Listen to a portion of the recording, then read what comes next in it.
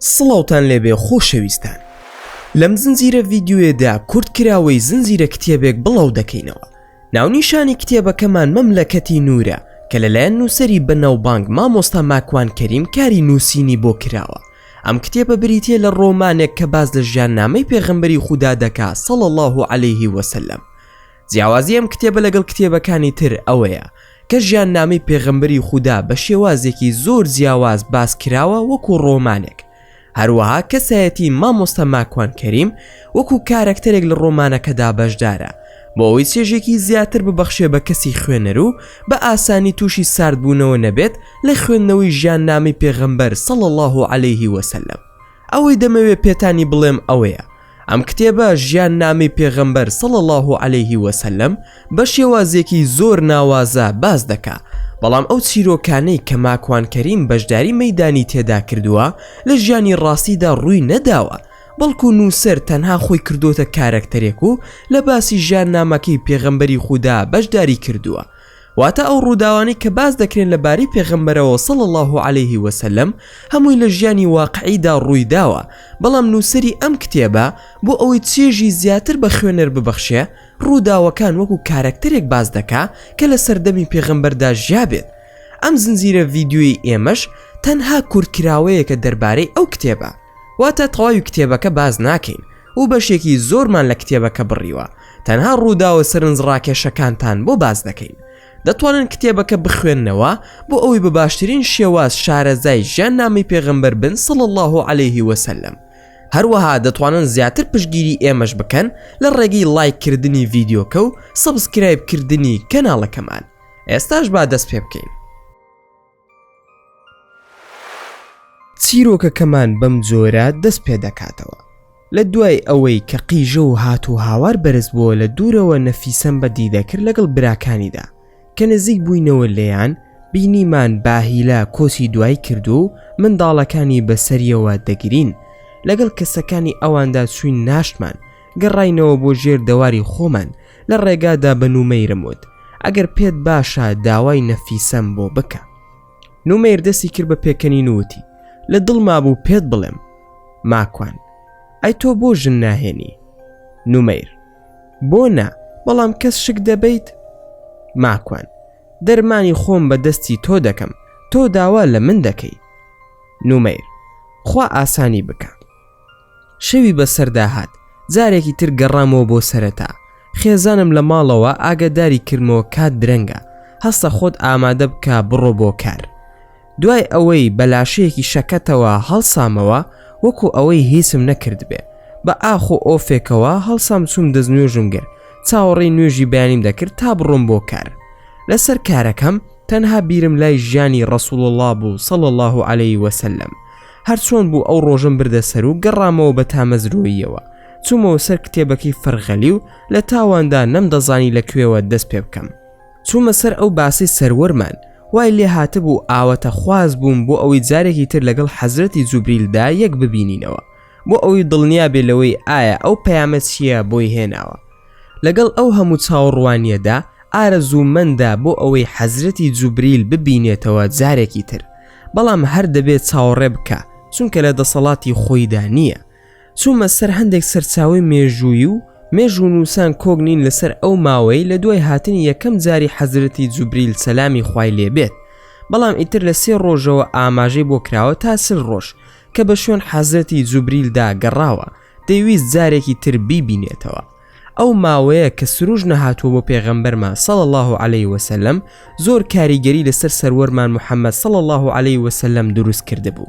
جاری وا هەبوو دەگەڕاوە بۆ ئەشکەوتەکە بۆ ئەوەی حەزرەتی جوبریل لەوێدا ببینێ، بەڵام چارە نەبوو، دیسان دەگەڕاوە بۆ ماڵ، یاخود زۆر جار وا بیری دەکردەوە کە دەبێت لەکوێدا بیبینێ لە جێگایەکی جیاواز لەو جێگایەدا.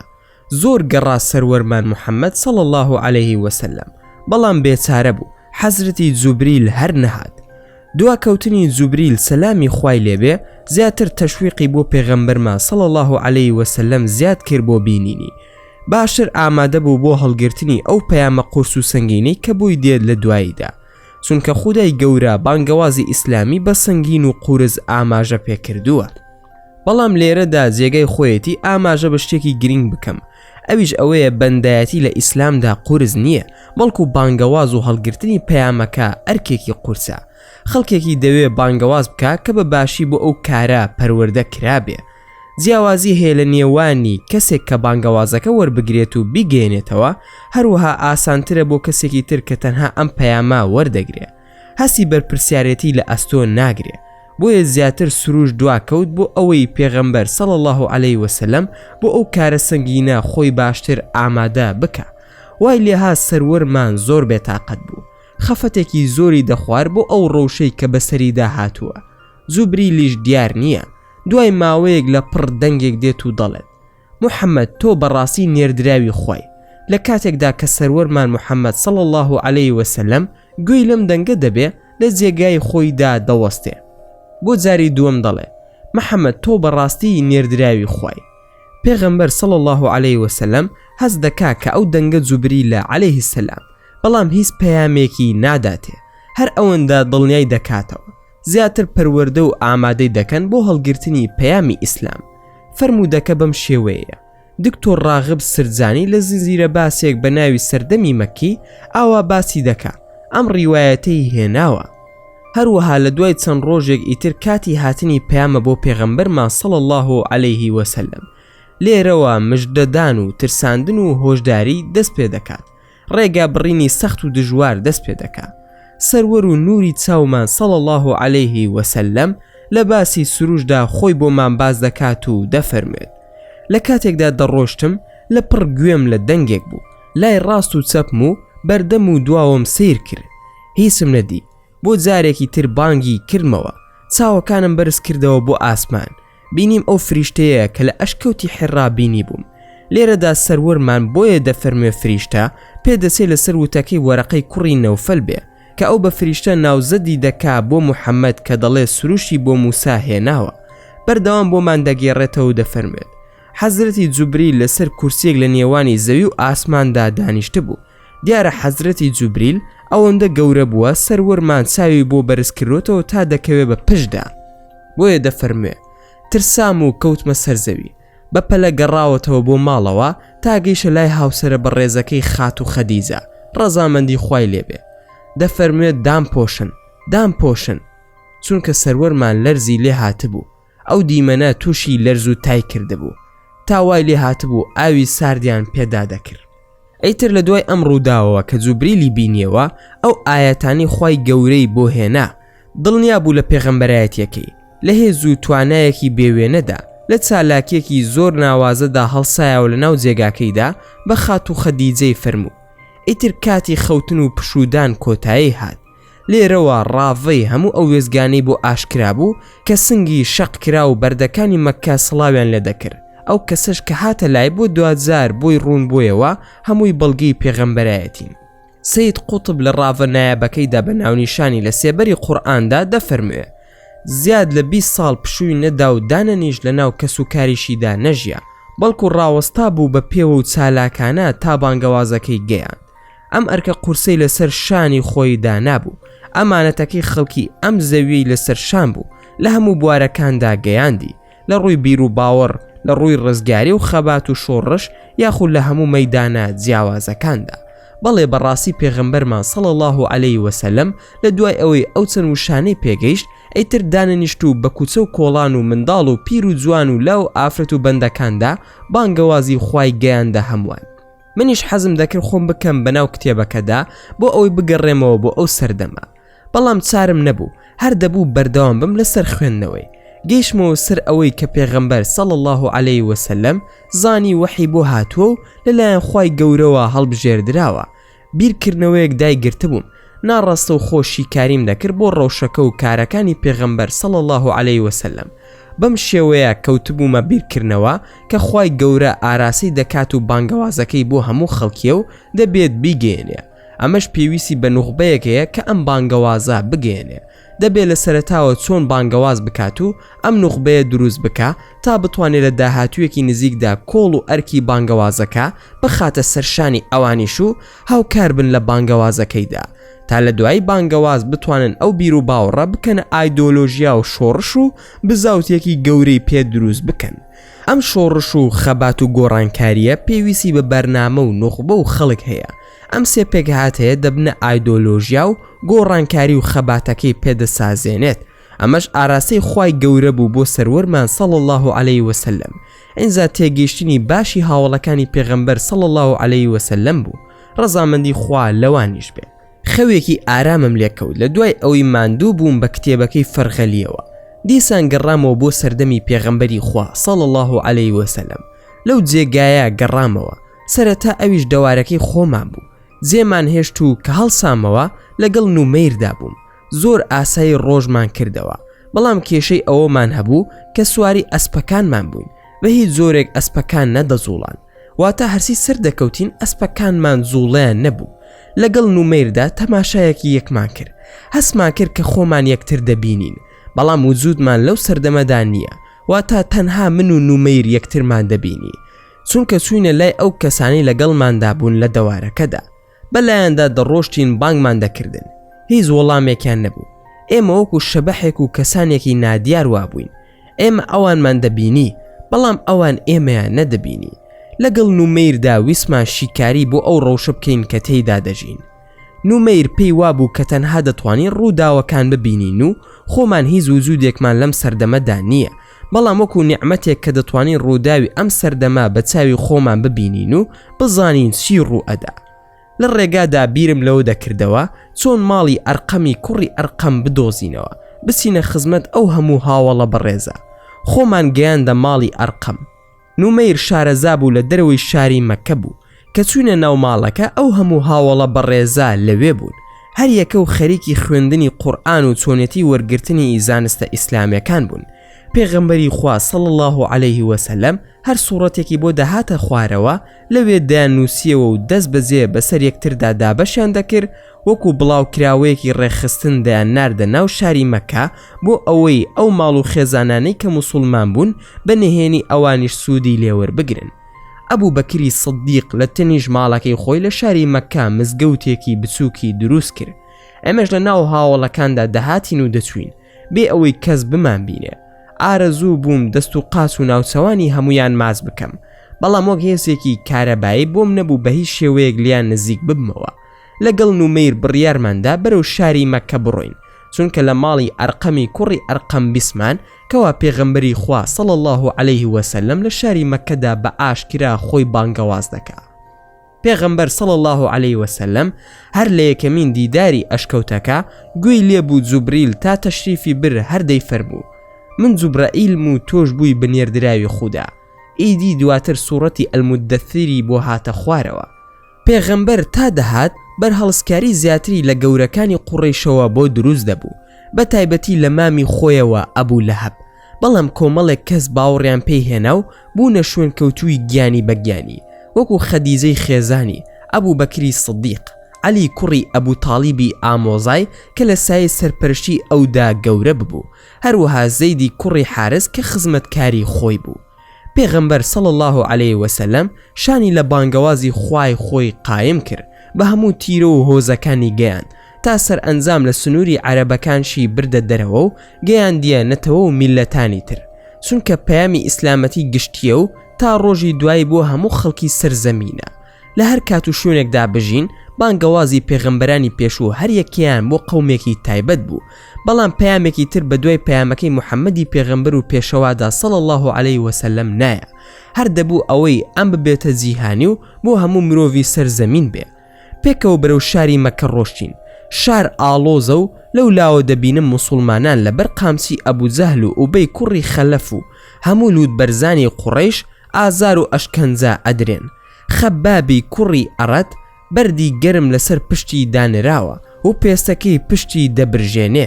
بیلالی کوڕی ڕەباح 4 پەلی بەستراوەتەوە. هەندێک لە موسڵمانان ئاشکرا بوون ئازار ئەدران لە ناو شاردا. ئەبوو بەکرم بینی بە ماندوێتیەوە بە کیسە پارەوە موسڵمانانی ئازاد دەکرد.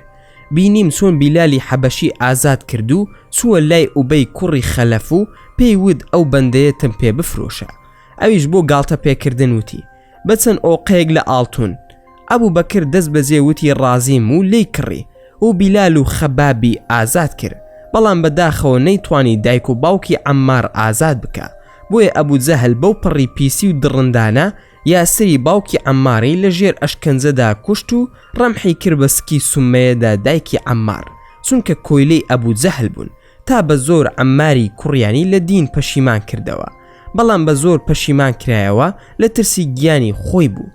دیمەنێکی زۆر ترسناک و ئازار بەخش بوو تا لە کۆتاییدا ماندوو بووین لەناو ئەو هەموو گەرمایەدا. چوومە نزیک ئەبوو بەکر، دەمبینی ئوبەی کوڕی خەلەف بۆ ئازاردانی ئەبوو بەکر دەیوت ئەگەر پەلەت نەکردایە بۆ کڕینی بیلال زۆر بە هەرزانتر پێم دەفرۆشتیت. ئەبوو بەکریش بۆ لوچکاندنی ئوبەی کوڕی خەلەف دەڵێ ئەگەر تۆش داوای 100 ئۆقیا ئاڵتونت بکردایە پێم دەبەخشیت، چونکە دەیزانی قیمەتی بیلال بە ئاڵتون پێوانە ناکرێت. بەم شێوەیە لە هەموو لاکانەوە موسڵمانان ئازار ئەدران. بینیم لەناو بازاڕی مەکەدا کوڕێکی گەنجی باڵا بەرز دەگەڕا و قورئانی دەخوێن، کەسێکی خاوەن شان و شەوکەت بوو. هەموو گوێیان بۆ دەگرت و بە دوایدا دەڕۆشتن و ئامۆژگاری دەکردن تا لە جێگایەکدا وەستا و قورئانی بۆ گەل و هۆزەکەی دەخوێندەوە. ئەویش پێغەمبەری خوا بوو صلی الله علیه وسلم. معجزە بوو بۆ ئەو سەردەما، کارێکی نائاساییە خوای گەورە لەسەر دەستی نێردراوانی خۆی ئەنجامی دەدا کە بە هەموو مرۆڤێکی تر ئەنجام نادرێ. هەمویان دەستەوەستان لە بەردەمیدا دەوەستن. ئەمە پشگیریەکی خواییە، وەکو ئەوەی بفەرموێ ئەو نێردراوەم ڕاز دەکا، پێغەمبەری منە و هەرسی دەیڵێ بە ڕەزامەندی منە، وەکو معجیزەکەی حەزرەتی موسا کە دەر عاساکەی دەبووە ئەژدیها یان کە دەستی دەخستە بن باڵی و دەری دەهێنایەوە بێ ئەوەی هیچی لێ هاتبێ سپی دەبوو دەدرەوشایەوە، یان وەکو معجیزەکانی حەزرەتی عیسا کە بە ئیزنی خوا کوێری زگماک و گەڕ و گولی چاک دەکردەوە و مردووی زیندوو دەکردەوە. ئەم قورئانی پێغەمبەری ئازیز صلی الله علیه وسلم هەمان معجیزەی ئەوان و بەهێزتر لەوانیش بوو. لەبەر ئەوەی هەموو معجیزەیەک کە پێغەمبەران هێناویانە لەو شتانەدا بووە کە ئەو قەومانە پێی بەناوبانگ بوون و تێیدا سەرکەوتوو بوون. دەبوو معجیزەکەی پێغەمبەریش صلی الله علیه وسلم هەر لەو مەیدانەدا بێت کە عەرەبەکانی ئەو سەردەمە تێیدا سەرکەوتوو بەناوبانگ بوون. بریتی بوو لە ڕەوانبێژی و زمان پاراوی، بۆیە قورئانەکە بووە معجیزەی پێغەمبەر صلی الله علیه وسلم. جگە لەو معجیزانەی تر کە لەسەر دەستی ڕوویان دەدا و لە کاتی خۆیاندا دەبینران، چونکە ئیسلام بۆ هەموو مرۆڤایەتی لە هەموو کات و شوێنێکدا هاتووە. هەر دەبوو معجیزەیەکی ژیرانەی واش بخاتە ڕوو کە لە ڕووی هەموو مرۆڤایەتیدا و هەتایە لە مەیدانی زۆرانبازیدا بێت و بفەرموێ فەرموو وەرنە مەیدانی ڕووبڕووبوونەوەم. ئەم معجیزەیەش قورئانەکەیە، بۆیە پێغەمبەر صلی الله علیه وسلم دەیفەرموو هەموو پێغەمبەرێک چەندەها بەڵگە و نیشانەی معجیزەی دراوەتێ تا ئەوەی خوا حەز بکات لە مرۆڤ باوەڕی پێ بهێنێ. منیش ئەوەی خوا داومێتێ ئەو وەحیەیە کە بۆی ناردوم. ئومێدم هەیە لە ڕۆژی قیامەتدا شوێن کەوتوم لە هەمووان زیاتر بێ. پێغەمبەر صلی الله علیه وسلم بۆ هەموو عەرەب هاتە مەیدانی بربەرەکانیەوە. داوای لە هەمویان کرد کە ئەگەر ڕاست دەکەن و نکۆڵی لەوە دەکەن کە ئەم قورئانە لەلایەن خوای گەورەوە هاتووە، فەرموون ئێوەش قورئانێکی وا بهێنن یان هەندێک سوورەتی وا بهێنن. بەڵام هەموو دەستەوەستان دەوەستان. ئەمەش بووە بەڵگەیەکی ڕۆشن کە ئەو قورئانە لەلایەن خوای گەورەوە بۆ پێغەمبەر صلی الله علیه وسلم هاتووە و هیچ کەسێکیش ناتوانێ وەکو ئەو بیهێنێ. هەموو عەرەبە کافرەکانی ئەو سەردەما لە ڕوبەڕووبوونەوەی ئەم قورئانەدا مات و مەلول و بێدەسەڵات کەوتن. هەموو دەیانزانی کە پێغەمبەر صلی الله علیه وسلم نەخوێندەوارە و ممکن نییە خۆی قورئانێکی ئاوا ڕەوان بێش بۆ بربەرەکانی ئەوان بهێنێتە مەیدان. دەشیان زانی کەسی وای لێوە نزیک نییە فێریشتی وای بکە، فێربوونیش کاتی تەواوی دەوێ. بۆیە کە هەر تەسلیمی نەبوون کەوتنە درۆ دەلەسە و پاڵنتەی بێسەروبەر لە دژی. بەرەنگاربوونەوەکەی قوڕیش چەندین شێوازی لە نێوان تەماع و هەڕەشە و گوڕەشەدا گرتە بەر. لەلایەکە و گاڵتە پێکردن و جنێودان و ئەشکەنجەدانی بێدەسەڵاتەکان زیادی دەکرد. لەلایەکی تریشەوە تین و فشاری قوڕیش لەسەر پێغەمبەر صلی الله علیه وسلم زیادی دەکرد. مسلمانانی دەوروبەریشی زۆر لاوازانە دەوەستان و نەیان دەتوانی هیچ بکەن. بەڵام خۆگیری و دلێری و نەبەزیەکەی پێغەمبەر صلی الله علیه وسلم بۆ هەمویان دەبووەوە وورەبەرزی و یەقین و گیانی خۆنەویستی تا ئەو زەمانەی هەری کۆچکردن بۆ حەبەشە ڕەخسا. ئەوەی کۆچی کردی و قوڕیش هەرچەندی کرد نەیتوانی بیان هێنێتەوە. ئەوانی تر کەما بوونەوە دەبوو بە دزیەوە لە ماڵی ئەرقەمی کوڕی ئەرقەمی مەغزومی کۆ ببنەوە کە عومەری کوڕی خەتاب و حەمزەی مامی پێغەمبەر صلی الله عليه وسلم موسڵمان بوون. پارسەنگی هاوکێشی بانگەوازەکەی ڕاگر. ساڵانی توولانی گەمارۆدان دەستی پێکرد. پێغەمبەر صلی الله عليه وسلم و یاوەرانی 3 ساڵی ڕەبەق لە شی و دۆڵەکانی ئەبوو تاڵیبدا گەمارۆ دران.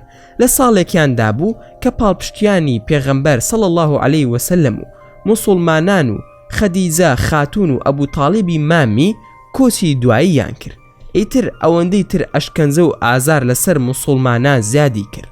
پێغەمبەر صلی الله عليه وسلم بە هیوای لایەنگیر پەیداکردن بە بانگەوازەکەیەوە ڕووی کردە تائیف. ساڵانە لە کاتی حەجی عەرەبەکاندا بۆ مەککە هەوڵی دەدا دیداریان لەگەڵدا بکات و بۆ بانگەوازی دینەکە ڕاستەوخۆ بانگیان بکە. ئاوا تا ماوەیەکی دوور هەر بەو ئارامی خۆیەوە ئەم بانگەوازەی لەو بارودۆخە قورسەدا هەر بڵاوەی دەکردەوە. کەسی وا بە دەنگەوە نەدەهاتن و لەو ئان و ساتانەی دابوو لە ئاخر و ئۆخری ڕۆژانی پڕکوێرەوەری مەککەدا بوو کە ئەوەندەی تر خوای گەورە ڕێزی لێنا بەوەی بانگێشتی کرد بۆ ئاسمانەکان بۆ میعراج تا نیشانەی گەورەی خۆی و بەڵگەی پێغەمبەرێتی تر و ڕێز و پلە و پایی لای خۆی نیشاندا تا ئارامی زیاتر شەحن کاتەوە تین و تەوژمی بداتەوە بەرو لە هیوا و ئامانجی دڵنیاتر بێ.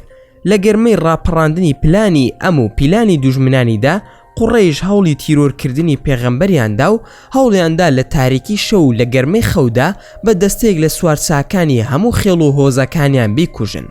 بەڵام ئەلحەمدولیلا سەرکەوتوو نەبوون و ئەو ساتە فەرمانی کۆچکردنی بۆ مەدینە لە خوای گەورەوە بۆ هاتبوو. بۆیە لەگەڵ ئەبوو بەکری سدیقی یار و یاوەری گیانی بەگیانیدا کۆچی کرد بۆ مەدینە و لەوێ کۆمەڵگی نوێی ئیسلامی پێکهێنا. لەوێ کیانی سیاسی و دەسەڵاتی بۆ دروست بوو. ئیتر هەر دەبوو ڕوبەڕووبوونەوەکانی قوڕەیش بە زۆرێکی تر پەرا بسێنێ. بۆیە غەزاکان دەستی پێکرد و 8 ساڵیان خایان تا پێغەمبەری پێشەوە صلی الله عليه وسلم بە یارمەتی خوای گەورە بەسەر کەوتووی نەک هەر هاتەوە شارە خۆشەویستەکەی خۆی مەککە، بەڵکو کردیە مای ڕزگارکردن و دیندارکردنی هەموو نیوە دوورگەی عەرەب. ئەیدی خەڵکی پۆل بە پۆل موسڵمان دەبوون و دەهاتنە ڕێزی ئەهلی ئیسلامەوە تا ئەو کاتەی خوای پەروەردگار پێغەمبەرە خۆشەویستەکەی صلی الله عليه وسلم دوای حەزی ماڵ ئاوایی و 23 ساڵ لە گەیاندنی تەواوی پەیامەکەی خوا بۆ خزمەتی خۆی بردیەوە و کۆچی دوایی پێکرد. تەمەنی پیرۆزی 63 ساڵەی پڕڕەنج و زیهادی بەو شێوەیە کۆتایی پێهێنا کە لە لاپەڕەکانی مێژوو تۆماری کردووە و ئێمەش ئێستا دەمانەوێت کەمێکی لێباز بکەین. قوڕیش هەرچەندی دەکرد ئەوەی پێ قبول نەدەکرا کە یەکێک لە پیاوانی لێ هەڵگەڕێتەوە باز لە عیب و عاری خواکانیان بکات و خۆشیان بە گەلۆر و گەمژا بناسێنێ. بۆیە هەموو کۆبوونەوە و دەستێک لە پیاو ماقوڵانیان هەڵبژار کە بسنە لای ئەبوو تاڵیبی مامی پێغەمبەر صلی الله عليه وسلم و قسە و باس و دانوستانی لەگەڵدا بکەن بەو هیوای لەسەر شتێک ڕێککەون. چوونە لای پێیانوت محەممەدی برازە لەو بانگەوازەی منعکە. ئەویش ناردی بە شوێن پێغەمبەردا صلی الله عليه وسلم داوای لێکرد ئەو داوای قوڕەیش قبول بکە. بەڵام پێغەمبەر صلی الله عليه وسلم بە توندی خودی عەقیدەکە خۆی بە عەزمی پێغەمبەرانە بە فرمایشتێکی شیرین وەڵامی دایەوە پێی فەرموو مامەگیان بەخوا قەسەم گەر خۆرم بۆ داگرن بیخەنە سەر شانی ڕاستم مانگیشم بۆ داگرن و بیخەنە سەر شانی چەپم تا واز لەم دینە بهێنم وازی لێ ناهێنم تا یان خوای پەروەردگار سەری دەخا یان لە ڕێیدا سرم دادەنێم. لەگەڵ ئەم هەڵوێستە ڕەسەن و عەقائیدیەشدا قوڕێژ هەر لە ئەبوو تاڵیب هیوا بڕاو نەبوو. ئەم جاریان عەمماری کوڕی موغیرەیان کە قۆسترین لاوی مەککە بوو لەگەڵ خۆیان هێنایانە لای ئەبوو تاڵیب و پێیانوت ئەمە عەممارە کە جوانترین لاوی قوڕیشە بۆمان هێناویت بیکەرە کوڕی خۆت و برازاکەتمان بدەرێ. پیاوێک بە پیاوێک ئەبوو تاڵیب وڵامی دانەوە هەی نەفرین لە مامەڵەی وا کوڕەکەی خۆتانم دەدەنێ بۆتان بەخێو بکەم و منیش کوڕەکەی خۆمتان بدەمێ بیکوژن بەخوا قەسەم ئەمە هەڕوو نادات.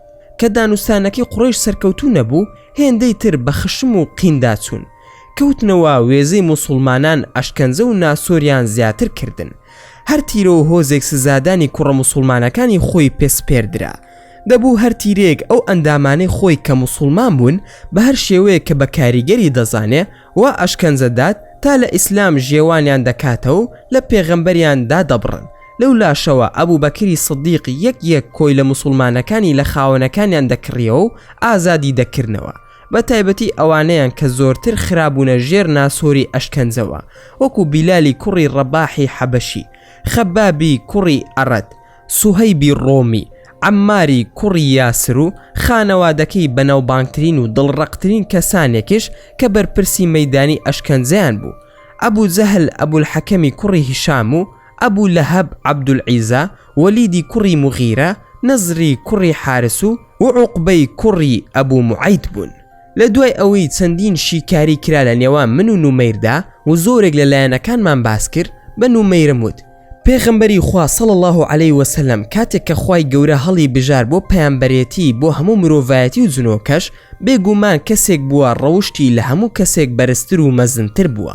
لەگەڵ ئەوەشدا بە هەڵبژاردننی ئەو پێغەمبەرە گەورەترین نیعمەت ڕووی کردە مرۆڤایەتی و جنۆکەش لەگەڵیدا بێبەش نەبوون، چونکە خوای گەورە لە سوورەتی ئەلئەنبیادا دەفەرموێ: ناردنی تۆ ئەی موحەممەد تەنها بە تەواوی ڕەحمەتێک بوو بۆ هەموو جیهانیان.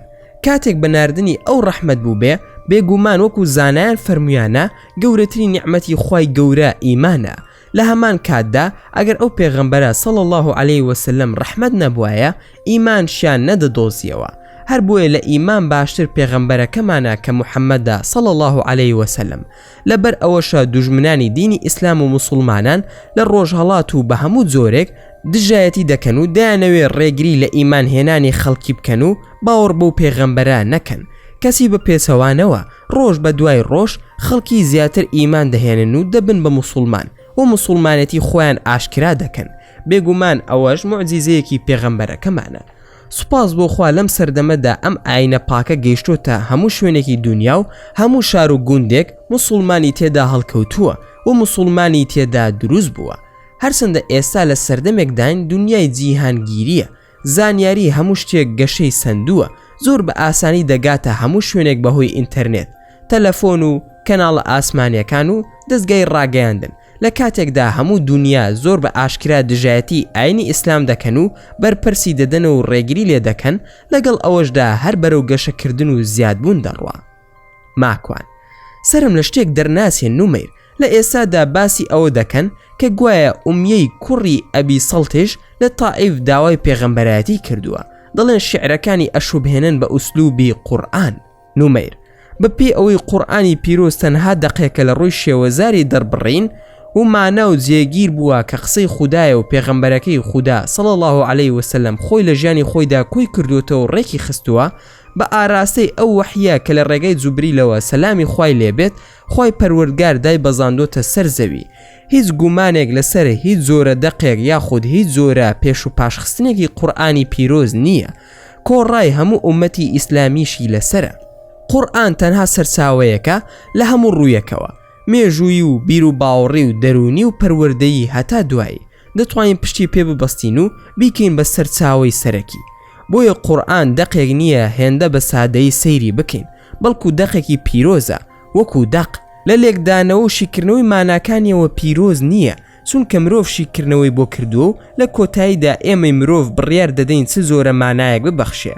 بەڵام بەڕەچاوکردنی ئەوەی دەقەکان نزیک بێ لە ڕۆحی قورئان و کەش و هەوای کاتی دابەزینی دەقەکە و لێکدانەوە و لێکەوتەی زمانی بۆ دەق و ئەو بنەما گەشتیانەی کە بۆ دەق دیاری کراون، هەروەها لە نێو مفەسیرەکانیش لەسەر لێکدانەوە و شیکردنەوەی قورئان زۆر قسە و ڕای جیاوازیان هەبووە.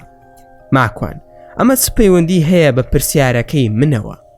نومەیر ئەگەر پەلەنەکەی هەیەتی، چونکە پێش ئەوەی باسی ئومیەی کوڕی ئەبی سەڵت و پێغەمبەری خوا صلی الله علیه وسلم بکەین، دەبێ بزانین کە ژیانی پێغەمبەر صلی الله علیه وسلم لە ناو قورئانەوە سەرچاوە دەگرێت.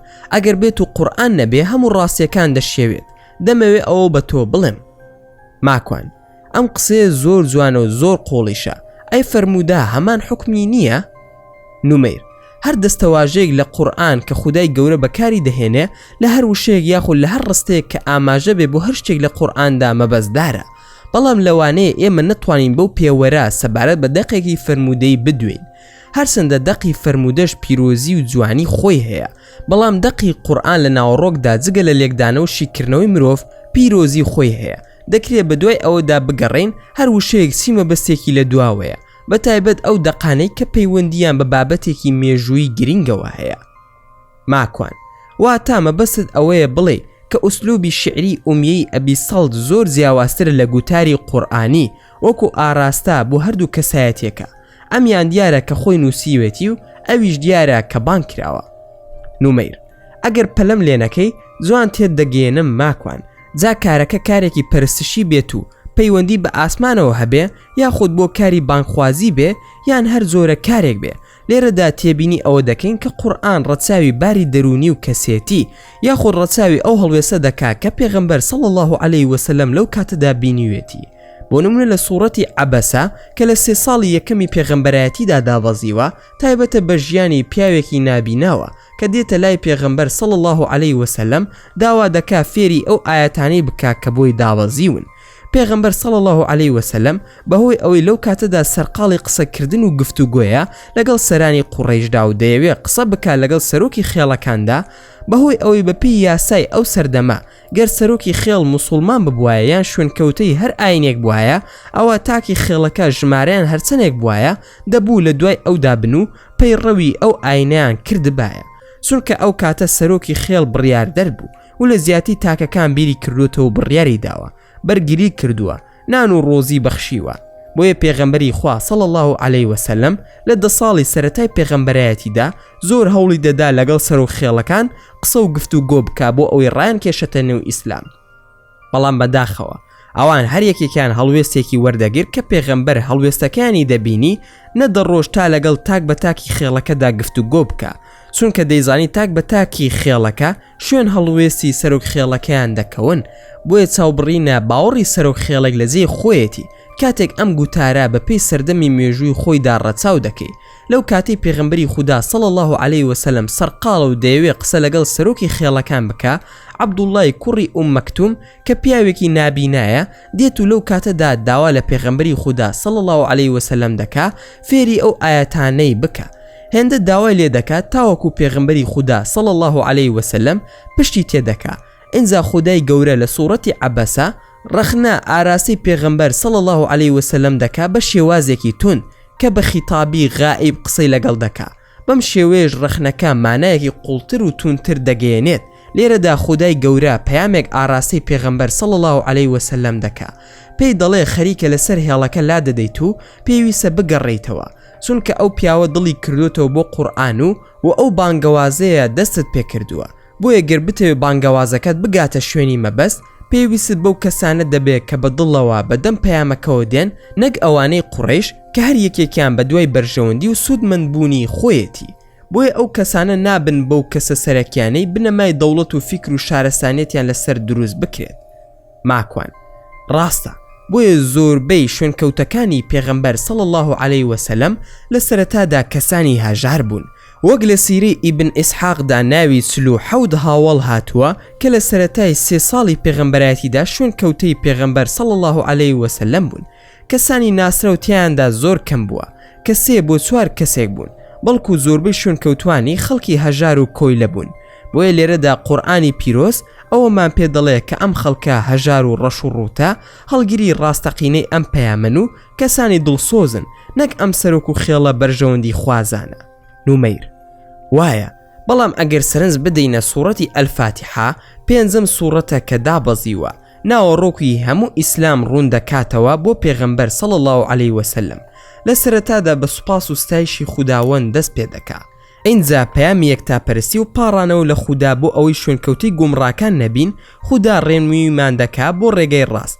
لەو ساتەوە پێغەمبەری خوددا صلی الله علیه وسلم ناوەڕۆکی پەیامی ئیسلامی بۆ ڕوون دەبێتەوە لە چوارچێوەیەکی گشتی مەعریفی و ئاینی و عەقائیدی و پەرستشی و ئاینی و مێژووی و هەتا دوایێ.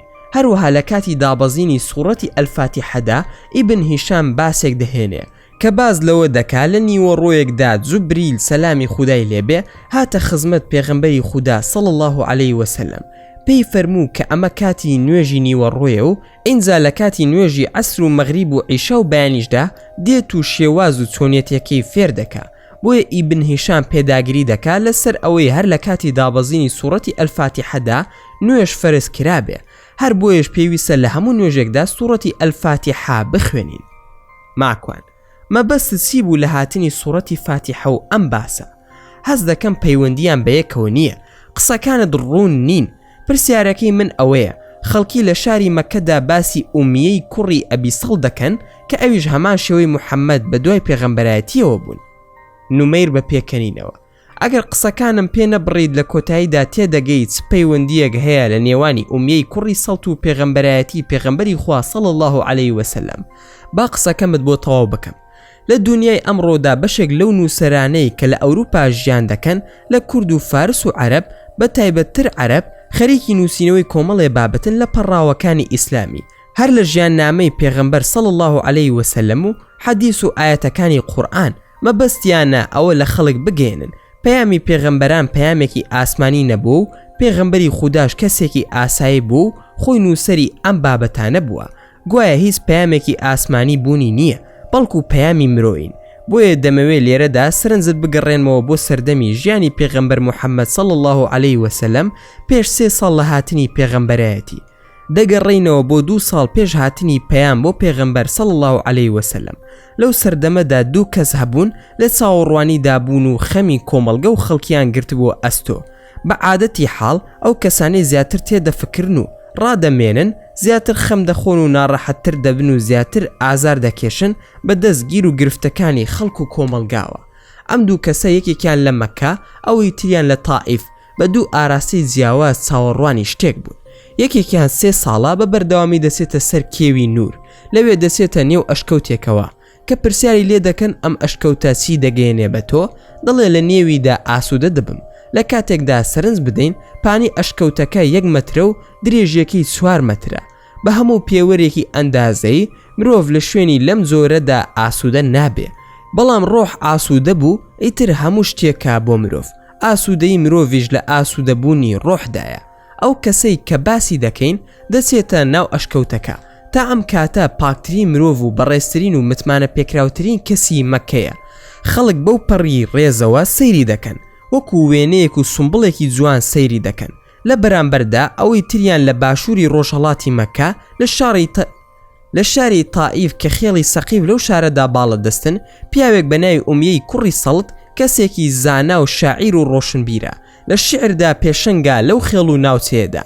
هەروەها کۆمەڵێک زانیاری باشی هەیە لەسەر تەورات و ئینجیل و هاوڕێتی هەندێک لە زاناکانی بەنی ئیسرائیل و نەسرانیەکانی کردووە.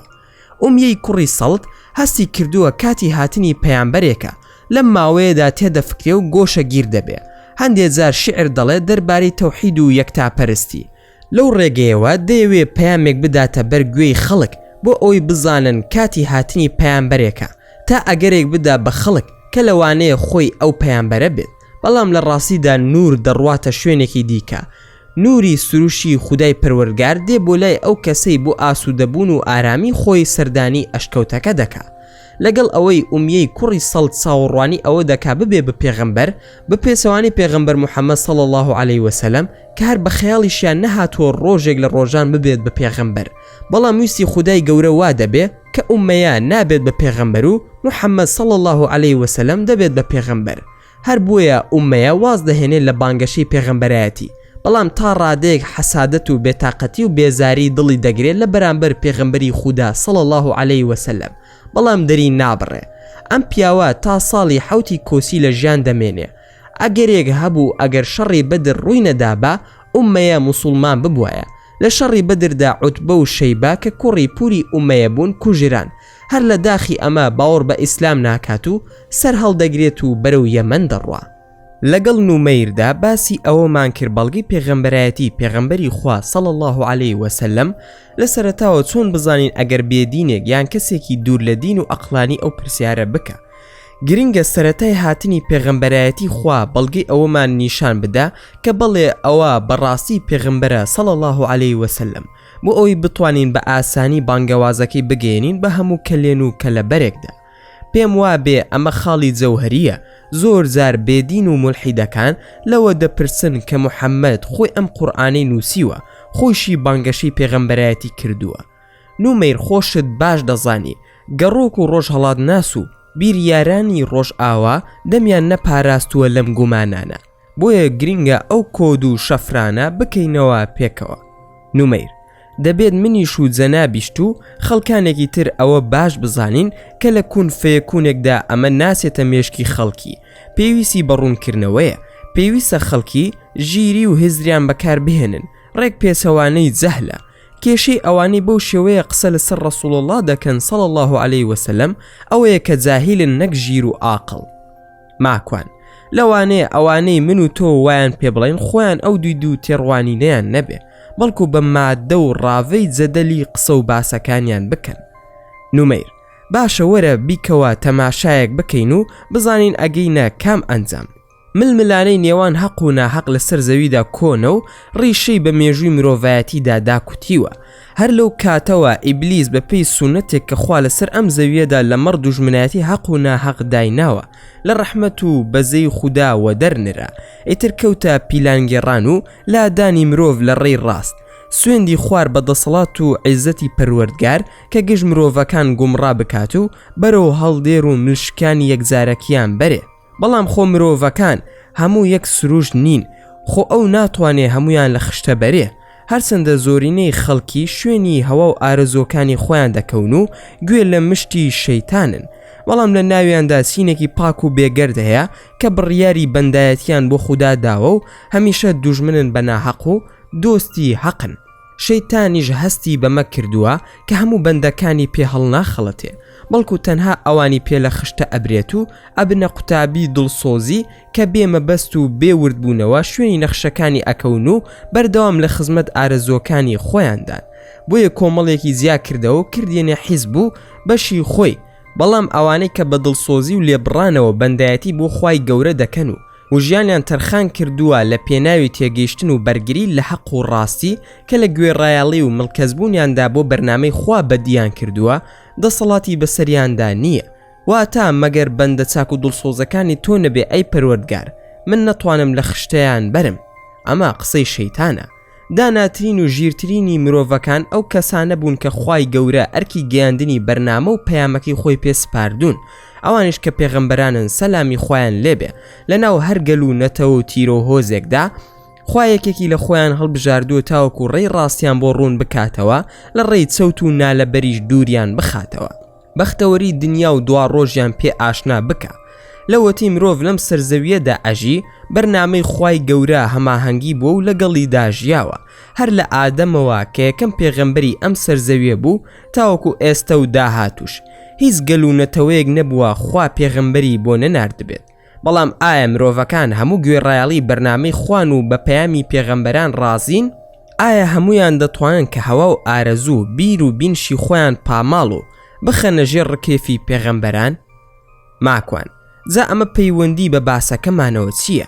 من باسی جەدەل و بیر و مادە دەکەم، تۆ باسی شەیتان و ئیمانیاتم بۆ دەکەی.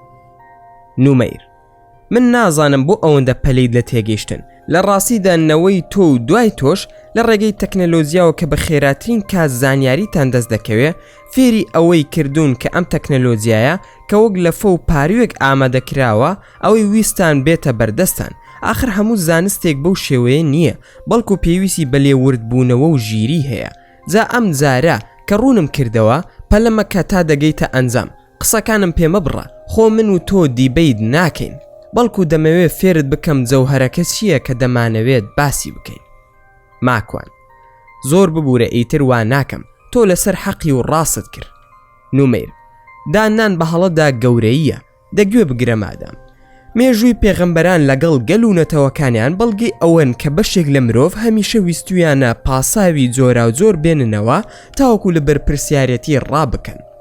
نەک هەر ئەوە، بەڵکو بە هەموو هێز و توانایەکیان بەرەنگاریان بوونەتەوە و بە توندترین شێوە دوژمنایەتیان کردوون و تۆمەتی جۆرا و جۆریان خستۆتە پاڵیان. ڕەنگە جێی پرسیار بێت کە بۆچی ئەو گشت خەڵکە بەرەنگاری پێغەمبەران بوونەتەوە و باوەڕیان پێ نەهێناون. وەڵامی ئەم پرسیارە ئەتوانین لە بانگەشی پێغەمبەراندا بە بەراورد لەگەڵ ئەو کەسانی کە زیاتر دەسەڵاتداران و دەستڕۆشتوان بوون بەدی بکەین. هیچ خێر و چاکە و ڕزگاربوونێک نەماوە کە بانگەشیان بۆ نەکردبێ، بەڵام پاداشتەکەیان قسەی بریندار کرد و تۆمەت و لەکەدارکردن و دەربەدەری و بوختان بووە. ئەمەش ئەوە ئەگەیەنێ کە مرۆڤ ئەگەر بە ناخی خراپەکاری و بێباوەڕیدا ڕۆیشتە خوارێ، ئیتر هیچ دیاردەیەکی ئیمان کاریگەری نامێنێ لەسەری و دەبێتە شەیتانێک دژ بە حەق. هیچ زۆرە ئامۆژگاریە کاریگەری لە دڵی ڕەغبووی ناکە، مەگەر بزانین پێغەمبەران زگە لە بەختەوەری و خۆشی بۆ گرۆهی بەشەریەت چی تریان پێبووە. ئەو ڕاستی پێی هاتبوون وەک ڕۆژی ڕووناک ئاشکرا و بەڵگە نەویست بووە، بەڵام دڵ و دەروون کە کوێر بوو توانای بیستنی ڕاستی نامێنێت و چاوەکان زگە لە تاریکە شەو ناتوانن گزنگی بەرەبەیان ببینن. شاعیر دەڵێ شەمشەمە کوێرە بە ڕۆژ نابینێ، خەتای ڕۆژ نییە، ئەو خۆی نابینێ. کەسانێکش کەوا سروشتیان وەکو شەمشەمە کوێرە وایە، حەزیان بەستەم و تاریکی و ڕێگەی چەوتە، پەیامی ڕاستی پێغەمبەرانیان پێ قبول نییە، تەنها گلەی لە خۆیان بکەن و لەو دنیادا هاواری ئای لە بەینچوین و ماڵمان وێران بوو بە خۆیان بڵێن. کاتێک پێغەمبەری ئیسلام صلی الله علیه وسلم پەیامی ئیسلامی ڕاگەیان، سەرەتا قوڕیشەکان وایان زانی کە زیانێکی ئەوتوی لەسەریان نییە، وەک کەسانی پێشتری خۆی بانگەوازێکە و پاش ماوەیەک خامۆش ئەبێ. بەڵام لەگەڵ پەرەسەندنی بانگەوازەکەیدا سەرانی قوڕیش بەرژەوەندەکانیان کەوتە مەترسیەوە، بۆیە هەر زوو ویستیان سنوورێکی بۆ دانێن. ئەبوو تاڵیبی مامی هەرچەندە بێباوەڕیش بوو، بەڵام بەرگری لێ ئەکردو تا ئەو مابوو قوڕیشیەکان بوێری ئەویان نەبوو هەڕەشی ڕاستە و خۆی لێ بکەن، بۆیە زۆر جار سکاڵای خۆیان ئەبردە لای و ئەیان وت ئەی ئەبوو تاڵیب، ئێمە لەبەر تۆ نەبێ ڕێ نادین بەو شێوەیە محەممەد خواکانمان لە کەدار بکە، لەبەر ئەوە دەبێ یان واز بێنێ یان ئێمە دەستەوەسان دانانیشین. ئەوە بوو لە یەکێک لە هەرە دانیشتە چارەن و سازەکانی نێوان پێغەمبەر و قوڕیشدا قوڕیشیەکان وتیان ئەی محەممەد، بەم قسانت هەرچیەکت ئەوێ بۆت ئەکەین، ئەگەر مەبەست هەر کارێکە بە مەرجێ واز بێنی و خواکانمان لە کەدار نەکەی. پێغەمبەر صلی الله علیه وسلم فەرمووی من هیچم ناوێ لە ئێوە تەنها وتنی یەک وشە نەبێ. وتیان دە وشەشت بۆ دەڵین فەرموو، وتی بڵێن لا ئیلاهە ئیلا الله، ئیتر کە گوێیان لەوە بۆ ڕاچەڵەکین و وتیان تەنها ئەو وشەیە ناڵێن، هەموو شتێکی ترت بەگوێ دەکەین. ئەیان زانی ئەو وشەیە مانای ڕزگاری مرۆڤە، مانای ئەوەیە کە هیچ کەسێک نابێ لە کەسی تر بەرزتر و پیرۆستر بێ، لە ژێر پێوەری ئەو وشەیەدا نەبێ. ئەیان زانی ئەبێ هەموو بەندەی خوابن و مرۆڤەکان هەموو لێک ئازدا بن و کەس بەندە و کۆیلەی کەس نەبێ. ئەیان زانی ئەوە پەیامی ڕزگاربوونی مرۆڤە و ئیتر ستەم و چەوسانە و داپڵۆسین ناهێڵێ. ئەیان زانی مانای لا ئیلاهە ئیلا الله واتە وازهێنان لە هەرچی خوو نەریت و بیر و بۆچوونی نەفامی هەیە و چوونە ناو ئیسلامە بە تەواوەتی. بەڵێ ڕازی نەبوون ئەو وشەیە بڵێن و داکۆکیان لە پێغەمبەر صلی الله علیه وسلم کرد کە واز بهێنێت و هیچ نەبێ باسی خواکانیان نەکە. ئەبوو تاڵیب وتی ئەی برازای خۆم، ئەوە گەورە و سەرانی مەکە هاتوونەتە لای من و داوات لێ دەکەن کە واز بێنی و چیت ئەوێت پێت ئەدەن، زاتۆ دڵی چی و چۆن وەڵامیان دەدەیەوە.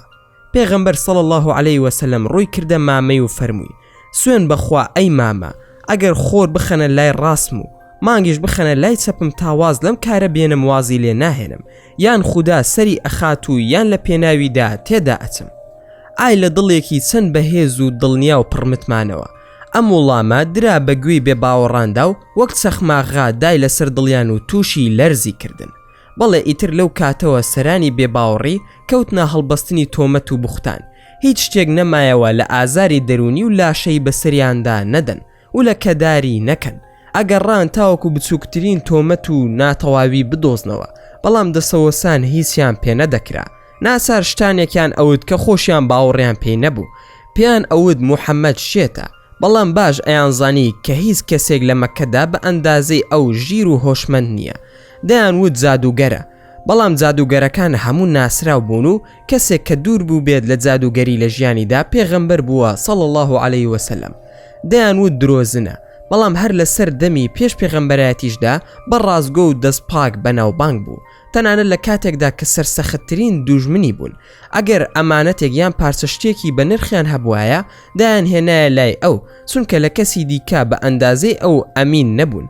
پێیان دەوت شاعیر و هونەرە، بەڵام ئەیان زانی کە پێغەمبەر صلی الله علیه وسلم لە هیچ کام لەو شاعیرانەی عەرەب نەبووە کە لەو کاتەدا یان لە پێش ئەو داژیاون و تاکە دێڕێک شعریشی نەوتووە لە ژیانیدا.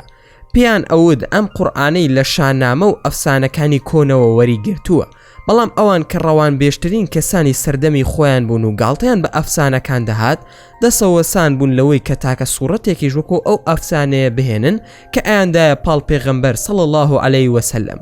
خوای گەورە داوای لێکردن لە ڕێگەی قورئان و پێغەمبەرەکەیەوە صلی الله عليه وسلم، نەک ئەوان بەتەنها بەڵکو هەموو مرۆڤایەتی بەگشتی هەتا ڕۆژی دوای کە ئەگەر ڕاز ئەکەن ئەم قورئانە لەلایەن خواوە نیە و محەممەد خۆی هەڵی بەستووە، فەرمون نمونەی ئەم قورئانە بێنن، نەخێر بەڵکو نمونەی 10 سوورەتی بێنن، نەخێر بەڵکو تەنها 1 سوورەت.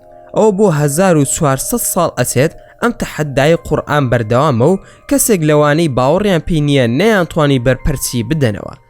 زۆر ئاسانە نمونەیەک وە قورئان بێنن و ئیتر کارەکە تەواو ئەبێ، بەڵام هێنانی نمونەیەکی وەها لە دروستکردنی ئاسمانەکان گرانترە، بۆیە مرۆڤەکان تا ئێستا دەستەوسانن لەوەی کە بتوانن وەڵامی قورئان بدەنەوە. ماکوان ڕاستە لێکۆڵینەوە کراوە لەسەر قورئان کە چۆن دەتوانێت لە ماوەیەکی کەمدا گۆڕانکاری لە ناخ و ڕوحی مرۆڤەکاندا بکە، سەر لە نوێ دای بڕێژێتەوە بە ئاراستەیەکی نوێ. لەگەڵ نومەیردا بەردەوام بووین لە گفتوگۆکانمان و شیتەڵکردن و شیکاری بۆ ڕەوشی ژیانی پێغەمبەری خوا صلی الله عليه وسلم.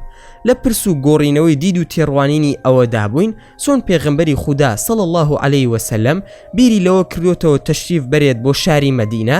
پێشوەخت لەگەڵ نومەیردا باسی ئەوەمان کردبوو کە نەگەڕانەوەی موسڵمانان لە حەبەشە و هۆکاری چوونی پێغەمبەری خوا صلی الله عليه وسلم بۆ تائیف بەردبارانکردنی لەلایەن بنەماڵەی عەبدولیالەیلەوە و کە ماوەی 3 ڕۆژ مایەوە لە تائیف، بەڵام بەداخەوە بە ناشرینترین شێوە ڕوبەڕووی پێغەمبەری خوا صلی الله عليه وسلم بوونەوە. ئەمەش بووە هۆکاری ئەوەی کە پێغەمبەری خوا زیاتر بیر لە مەئوا و گوتاری سیاسی ئیسلامی بکاتەوە بۆ ئەوەی خەڵکەکەی و بانگەوازەکەی بپارێزێ. ناچار بیری لەوە کردەوە کە هیجرەت بکە. نومەیر کە نەجاشی گێڕانەوەی موسڵمانە مهاجیرەکانی لای خۆی بۆ مەکە ڕەت کردەوە، سەرانی قوڕێژ هەموو کۆبوونەوە و پەیمان نامەیەکی گرنگیان لە نێو خۆیاندا مۆر کرد کە دەڵێ نابێت کەس هیچ زۆرە مامەڵەیەک لەگەڵ بەنی هاشم، بەنی عەبدولموتەلیب و بەنی عەبدولمەنافدا بکە، نابێت کەس هیچیان پێ بفرۆشێت و هیچیان لێ بکڕێ، نابێت ژن و ژن خوازیان لەگەڵدا بکرێ، نابێت کەس هاتو سۆیان بکە تا محەممەد تەسلیم بە قوڕێژ دەکەن. ئینجا بۆ پیرۆز ڕاگرتن و زیاتر بایەخ پێدانی پەیمان نامەکە تابلۆیەکیان بردو لە ناو کەعبەدا هەڵیان واسی. ئیتر هەموو ئەندامانی ئەو سێ بەرەبابە جگە لە ئەبوو لەهەبی مامی هەرچەندە هەمووشیان موسڵمان نەببوون، هەموو کە پێغەمبەریشیان صلی الله عليه وسلم لەگەڵدا بوو چوونە دۆڵەکانی ئەبوو تاڵیبی مامیەوە. لەوێدا ماوەی 3 دانە ساڵی ڕەبەق گەماڕۆ دران. لە کۆتای 3 ساڵەکەدا موسڵمانان زۆریان تین بۆ هات، زۆر داما و برسی و ڕوت و ڕەجاڵ کەوتبوون. تەنانەت ئەو کەسەی بە نزیک دۆڵەکەدا بڕۆشتایە لە دوورەوە گوێی لە گریان و کڕوزانە و لاڵانەوەی زارۆک و ژنەکانیان دەبوو کە لە برساندا دەیان ناڵاند. ماکوان لەم زەمەنی ئێستاشماندا هەمان گەماڕۆ کار دژی ئومەتی محەممەد صلی الله عليه وسلم دووبارە دەکرێتەوە. ببوورە قسەکەتم پێ بڕیت، بەردەوام بە. نومەیر ئاساییە ئەم حاڵەتە سەختە هەروە بەردەوام مایەوە تا ئەو کاتەی کە دەستەیەک لە سەرانی قوڕیش و هاوپەیمانانیان کە هەر لە سەرەتاوە گەماڕۆدانەکەیان بەدڵ نەبوو، لەوانە زوهەیری کوڕی ئەبوو ئومەیە، ئەبوو بەختەری کوڕی هیشام و مطعەمی کوڕی عەدی بڕیاریاندا بڕۆنە ناو کەعبە تابلۆکە لێ بکەنەوە. کە چوون دیتیان مۆرانە هەموو تابلۆکەی خواردووە، تەنها ئەو دیێڕەی پێوە ماوە کە دەڵێ بئیسمیکە ئەڵڵاهوم، واتە خوایە بە ناوی تۆوە. بەم کارە جوامێری ئەوان گەماڕۆکە لەسەر ئەو سێ بەرەبانە و لەسەر موسڵمانان هەڵگیرە. ماکوان ئەی مەگەر خات و خەدیجە و ئەبوو تاڵیبی مامی هەر لەوێدا وەفاتیان نەکرد. نومەیر دوای نەمان و لابردنی گەماڕۆکە بە 6 مانگ ئەبوو تاڵیبی مامی پێغەمبەر صلی الله عليه وسلم کۆچی دوای کرد. 3 ڕۆژ دوای ئەویش خات و خەدیجەی خێزانی خوالەی ڕازی بێ کۆچی دوای کرد. بە مردنی ئەم دوو پاڵپشتە ناسۆر و کوێرەوەری زۆر هاتە ڕێی موسڵمانان. ئەو هەموو ئازار و ژانەی دەمێک بوو قوڕێژ لە دڵیدا پەنگی پێخواردبوو و لەبەر ئەبوو تاڵیب نەیان دەتوانی بیخاتە سەر پێغەمبەر صلی الله عليه وسلم و موسڵمانان. بە مردنی ئەبوو تاڵیب بواری بۆ کرایەوە، وەکو ئاگر پرژێن بەسەر موسڵماناندا بەتایبەت بەسەر لاوازەکانیاندا تەقیەوە. پێغەمبەر صلی الله عليه وسلم خۆی دەیفەرموو کە قوڕیش تا ئەبوو تاڵیبی مامی لە ژیانی دامابوو نەیدەتوانی ئازاری پێ بگەێنێ. کۆچی دوای ئەو دوو پایە و پاڵپشتە 3 ساڵ پێش هیجرەت بوو. ماکوان ئەی هەڵوێستی قوڕیش لەسەر پێغەمبەر صلی الله علیه وسلم چی بوو؟ نومەیر دوای ئەوەی قوڕیش هەوڵێکی زۆری دا کۆڵی لە بانگەوازەکەی پێبدا بۆ هێنانەدی ئەمە بەستەشی زۆر پەنا و پێسی هەمە زۆری بەرەنگاری گرتە بەر. سەرانی کاریگەری لە کەعبە کۆبوونەوە و وەفدێکیان نار بۆ خزمەت پێغەمبەر صلی الله علیه وسلم بۆ قەنەعەت پێکردنی کەواز لە بانگەوازەکەی بهێنێ. بەڵام محەممەد صلی الله علیه وسلم هەڕەتی کردەوە، وەفدێکی تریان ناردەوە خزمەتی تا ئەم جارە بە پارە ڕازیکەن یان بە پلەپایەیەک یان ئەگەر دەزانێن نەخۆشە با چارەسەری بکەن. بەڵام ئەو صلی الله علیه وسلم هەر لای بەلای ئەمانەدا نەکردەوە. ئینجا کەوتنە تانە و تەشرلێدانی ئاشکرای و زنی و پێدانی ڕاستە و خۆی نێو خەڵکی، ئینجا گاڵتەکردن بەو وەحیەی کە بۆی دێ. بەڵام ئەو صلی الله علیه وسلم هەر گوێی نەدانێ و سوور بوو لەسەر بانگەوازەکەی خۆی. ژن و پیاویان کەوتنە پەلاماردان و ئازاردانی جەستەیی. جەمیلی هاوسەری ئەبوو لەهەب بە کۆڵ دڕکەزی دەهێنا و دەیخستە سەر ڕێی پێغەمبەر صلی الله علیه وسلم. ئەبوو لەهەبی مێردیشی زارێک بە تاوێرە بەرد هەوڵی کوشتنی دا، بەڵام سەری نەگرت و خوای گەورە پاراستی. جارێک لە کەعبە بوو لە ساتی سوزدەدا گەڵۆرە و ڕقنەکانی قوڕیش سونڕی خۆڵە و پیسایی وشترێکی سەربڕاویان هێنا و خستیانە سەر شان و ملی پیرۆزی بێ ئەوەی کەس هەبێ بوێرێت لەسەری لادا. جارێکی تریش یەکێک لەسەر ڕقنەکانی قوڕیش پەلاماریدا و عەباکەی وا لە قوڕی پیرۆزیدا تند کرد کە خەریک بوو بخنکێ. دەیان زۆری تری ئازاری جەستەیی لەم شێوازانە. تەنانەت زاری وا هەبوو ئەو ئازار و ناڕەحەتیانەی بۆی دەهاتە پێش هەر لە دراوسێ نزیکەکانی خۆیەوە بوون.